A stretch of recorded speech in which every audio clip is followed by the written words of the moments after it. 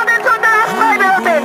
আপনাদের পুলিশ কর্মচারীদের জন্য বলছি, আপনারা দয়া করে একদিন ভয় কাটিয়ে রাস্তায় বেরোন। কাকে ভয় পাচ্ছেন? সবার ঘরেই মেয়ে আছে। কে সরকার কে কি আমরা জানি না। আমাদের সবার আগে আমাদের আত্মজা, আমাদের প্রাণ, আমাদের মেয়ে, তার আগে কিচ্ছু হতে পারে না। আমার সন্তানের আগে কোনো দল কোনো রাজনীতি কিচ্ছু আসতে পারে না।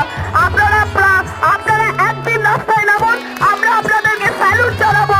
আমরা তবেই আপনাদেরকে রক্ষা করতে,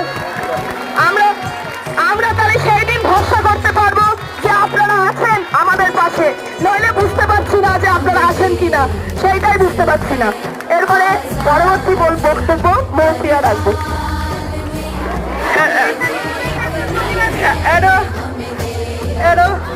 উনি একজন স্পেশালি এবেল প্রতিবাদী, উনিও আজকে আওয়াজ তুলতে এসেছেন।